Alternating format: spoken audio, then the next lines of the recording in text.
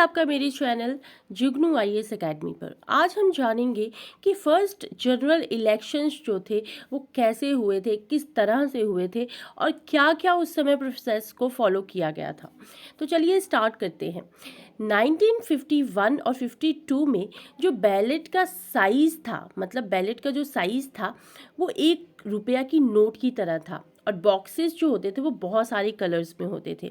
318 seat जो थी वो 489 सीट्स में से कांग्रेस के लिए थी। अब यहाँ पे पार्ट 1 जो था सीरीज़ का, उस हिस्ट्री में लोकसभा का इलेक्शंस का, वो कांग्रेस के हिस्से में आई थी। मतलब कांग्रेस के हिस्से में 318 सीटें आई थी।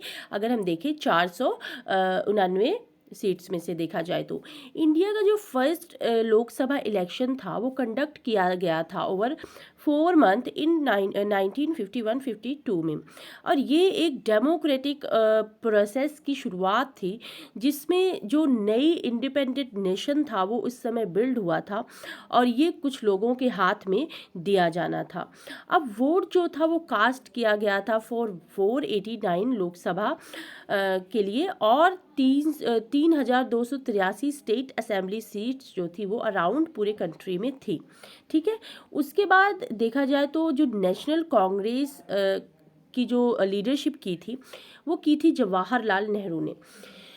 अदर्स जो थे रेस में जो थे, सोशलिस्ट पार्टी जो थी वो जयप्रकाश नारायण थे उसके लीडर थे और किसान मजदूर पार्टी के जो लीडर थे वो जेबी कृपलानी थे और कम्युनिस्ट पार्टी ऑफ इंडिया के जो लीडर थे वो थे अखिल भारतीय जनसंघ और हिंदू महासभा के जो लीडर थे करपत्री महाराज, अखिल भारतीय राम राज्य परिषद और तरीबी चौधरीज रेवोल्यूशनरी सोशलिस्ट पार्टी, ये कुछ पार्टीज थी जो उस समय मतलब चुनाव में इनका जो अस्तित्व था वो था। ठीक है, अब इलेक्शन जो रिप्रेजेंट किया गया था उस वक्त वो था कि जैसे कि वो थे एक्ट ऑफ फेथ, मतलब एक विश्वास के ज़रिए वो अपनी जो वोट थे वो डिमांड कर रहे थे। अब रामचंद्र गुहा ने लिखा है इंडिया आफ्टर गांधी में कि जो हिस्ट्री है वर्ल्ड की वो लार्जेस्ट डेमोक्रेसी है।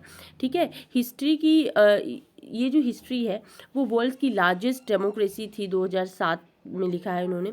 और 176 मिलियन इलेक्टर्स जो थे वो थे 21 ईयर्स ओल्ड थे और जो वोटिंग एज थी वो 18 थी सिर्फ। और 1989 में अबाउट 82 जो थे पर्सन थे 82% जो पर्सन थे वो अनइलिटरेटेड थे। ठीक है, तो ये एक बहुत बड़ा डाटा दिखने को मिलता है। अब मिस्टर जवाहरलाल नेहरू ने एक बिग क्राउड को ग्रीटिंग किया, एक्नॉलेज किया कि उन्होंने उनको वेलकम किया कि किस तरह से उन्होंने मीना बक्कम एरोड्रोम जो नवंबर 27 2051 को उन्होंने इस तरह से एड्रेस किया लोगों को। तो उसके बाद जो फर्स्ट इंक जो यूज़ की गई वो कंफर्म था कि जो इंडिविजुअल वोट करेंगे वो इन पर्सनेशन से उन्हें बचाएगा और डबल वोटिंग सिस्टम को वो कम करेगा। तो इस तरह से उन्होंने कुछ इंडिया की जो पब्लिक रिलक्टेंस थे उसको कम किया और उन्होंने जो स्किन मार्क की ताकि टाइम को सेव किया जा सके। और ईसीआई ने साइंटिस्ट को कहा कि कुछ बेटर इंक बनाया जाए उस टाइम पे और टेस्ट किया जाए ताकि कुछ जो अनसक्सेसफुल चीज़ें हुई हैं उसको सुधारा जा सके। ठीक है, तो ये कुछ चीज़ें थी। अब बैलेट्स बूथ और इनएडिबल इंक, इसका क्या था कि टोटल 4500 सीट जो थी वो पोल्स में थी फर्स्ट इलेक्शन में। अब 489 जो थी उसमें से लोकसभा थी और 401 कॉन्स्टिट्यूंसीज थी और 4000 जो थे वो स्टेट लेजिस्लेटिव असेंबलीज थी और 2,24,000 पोलिंग बूथ जो थे कंस्ट्रक्ट किए गए थे अक्रॉस कंस्टिट्यूंसीज।